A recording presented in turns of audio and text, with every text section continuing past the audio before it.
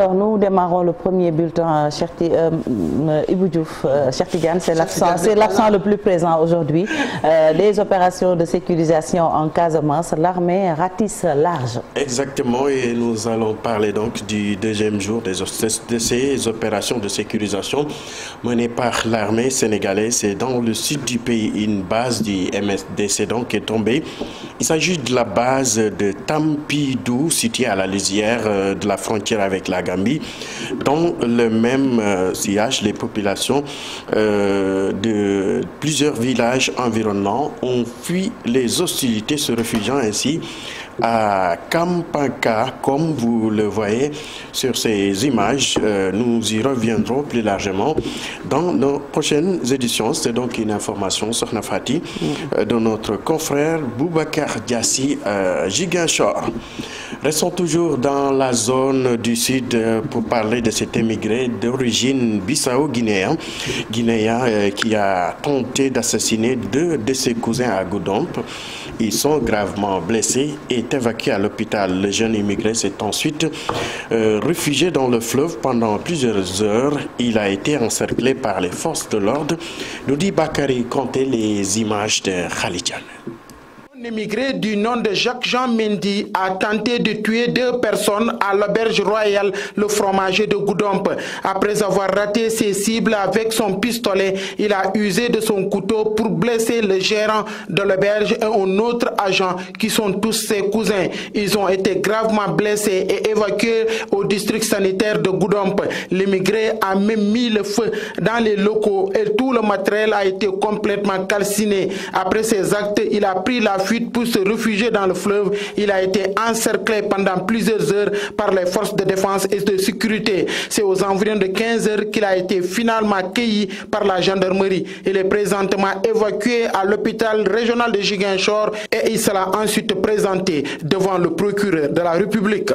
Bakary Conté, merci. Et puis politique, la coalition Yewwi Askan Wi fait son bilan des élections locales. Une rencontre donc Fati pour annoncer que la coalition politique est déterminée à porter ainsi la candidature de Khalifa Babakar Sall. Les leaders de la coalition Yewwi Askan Wi annoncent également la création d'une association des maires du Sénégal, parallèle à celle déjà qui existe, qualifié de coquille vide par Ousmane Sonko. C'est un compte rendu signé Aminata Mbaré Sow, les images de Modidio. La coalition de l'opposition Yewwi Askan Wi déroule sa ligne de conduite pour la gestion des collectivités locales gagnées à la dernière élection.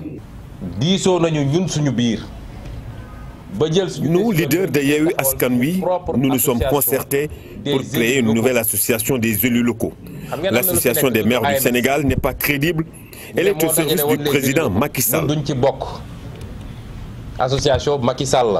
Les leaders de la dite coalition comptent mettre en place une association des maires du Sénégal différente de celle déjà existante. Cette association parallèle va regrouper les 81 élus que compte Yewwi sur l'ensemble du territoire. Et nous restons convaincus que cette association sera plus crédible. Autre question abordée au cours de cette conférence de presse, la participation du président Khalifa Sall aux prochaines élections.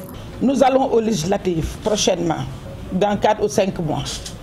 Il se trouve qu'entre-temps, Khalifa Sall s'est octroyé d'autres galons, à savoir président de la conférence des leaders de Yewwi Askan Wi. Les leaders de la coalition de l'opposition portent le combat et avertissent. Il n'est plus question de disqualifier des acteurs qui ont le droit de participer aux échéances électorales. Il peut tenter de le faire. Ce n'est plus pareil. Il n'est plus seulement le leader de Taxawu Sénégal. Maintenant, c'est un autre Khalifa Sall qu'on a en face. Cette conférence de presse de la coalition Yewwi Askan Wi a été une occasion pour faire le point sur les résultats des élections locales. Yewwi Askan Wi démontre les résultats déjà donnés par la coalition Benno Bokk Yakaar. Elle indique que la majorité est du camp de l'opposition. Aminata Mbaré Sow, restons toujours avec ces élections législatives, élections locales et donc la coalition Gëm Sa Bopp qui exige la suppression du parrainage. C'est en vue des élections législatives de 2022.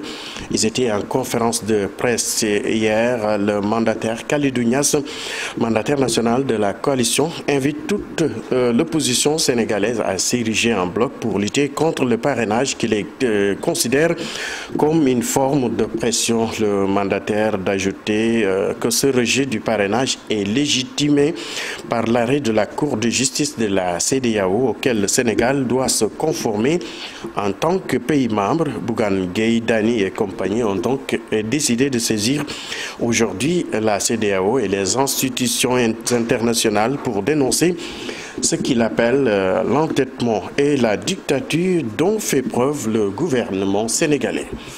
Et pour terminer, Fatih, les membres de l'Union des magistrats sénégalais, UMS, faisaient face à la presse hier, occasion saisie donc par le président Ousmane Chimère Diouf pour préciser que les magistrats ont l'obligation de faire face à leurs responsabilités en traitant les procédures dans des délais très honorables, avant d'ajouter que les magistrats ne peuvent servir de bras armés utilisés pour la liquidation d'un adversaire politique. Suivons ces propos au micro de Maïmouna Ndiaye. S'il est vrai que la justice est le secteur le plus critiqué dans le monde entier de par la nature des décisions qu'elle rend, cela doit cependant se faire dans le strict respect des principes républicains. Il ne peut être permis à un justiciable, quel que soit son rang, de se hisser au-dessus des lois en s'arrogeant le droit de vouer aux gémonies le respect dû à la justice. Les magistrats tiennent à rappeler qu'ils ne rendent pas leurs décisions pour faire plaisir à qui que ce soit et doivent tout juste se soucier du respect de la loi. Oui, notre mission consiste à aller chercher la vérité sur la base des éléments versés dans des dossiers. À ce titre, et il est bon de le rappeler, nous sommes disposés à recevoir toute demande tendant à la manifestation de la vérité. Je dis bien demande, en précisant cependant que seule une exigence légale est recevable devant nous, contrairement à une idée répandue de mauvaise foi, que les magistrats ne peuvent servir de bras armés utilisés pour la liquidation d'adversaires politiques.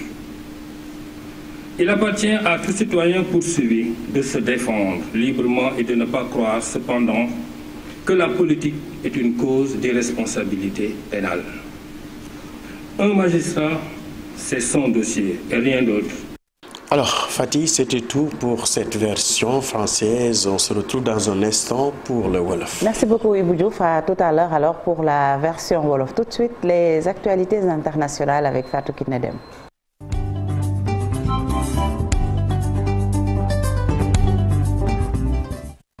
Alors, notre Badianougor, bonjour. Ne te laisse pas tranquille, hein, chérie. Bonjour, Sokhna Fassi. Bonjour à l'équipe matinale. Doyen Malik, bonjour. Ibou Diouf, Chérif Dia, bonjour. Qu'est-ce qui se passe? Je ne sais même pas. Encore. Je mets de l'ordre sur le En tout cas, un problème difficile à régler. Bonjour également aux téléspectateurs qui nous regardent. Alors, c'est parti pour les actualités internationales. L'état du monde à notre réveil, Fatou Kiné. Et nous démarrons justement au Burkina Faso où 7 personnes ont été tuées dans une attaque à Arbinda, dans la région du Sahel, dans le nord du pays. 4 victimes sont des volontaires pour la défense de la patrie. Les 3 autres sont des civils, dont une femme. Cet incident intervient au lendemain d'une double attaque qui a fait 15 morts lundi vers Dori, à une centaine de kilomètres à l'est d'Arminda. Près de la moitié des points d'eau de la ville ont été saccagés. Les voies de communication également visées. Lundi, un bus en direction de Dori a sauté sur une mine, tuant 2 personnes. Les gendarmes déployés sur le lieu ont à leur tour été attaqués et 13 d'entre eux ont trouvé la mort au début de l'année. L'opération l'opération Barkhane et les forces armées burkinabées ont collaboré lors de plusieurs actions contre le groupe Ansarul Islam. C'est dans la région.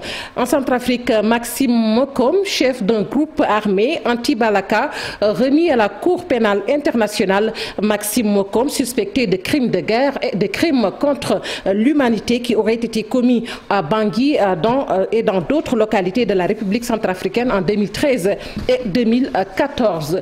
Crimes de guerre toujours cette fois-ci en Ukraine. La Russie devra rendre compte. L'association du barreau ukrainien a mis en place un centre d'appel et de soutien aux victimes du conflit. Cette aide juridique du conflit, cette aide juridique va permettre également aux Ukrainiens qui souhaitent fuir leur pays de trouver des conseils sur le droit d'asile et sur la législation des pays d'accueil. Cette application permet de prouver immédiatement la localisation, la date et l'heure des photos ou des vidéos. Elle permet également de prouver qu'elles sont authentiques. Plus de 200 avocats se sont portés volontaires. Il s'agit principalement de questions sur les différentes règles d'asile dans les pays frontaliers. Et nous terminons en Chine où plus de 5000 cas de Covid-19 ont été enregistrés en 24 heures. Nouveau record depuis 2 ans, soit le décompte le plus élevé depuis la toute première vague épidémique au début de 2020. La Chine, où le coronavirus a été dépisté pour la première fois en 2019, était parvenue à enrayer l'épidémie en recourant à de strictes mesures de confinement. Mais la souche Omicron a donné lieu ces derniers mois à de nombreux foyers dans l'ensemble du pays. C'est tout pour l'actualité hors de chez nous. Merci beaucoup Fatou Kinedem. On se retrouve tout à l'heure. Tout de suite, Café Presse, Café Court avec Cheikh Diop.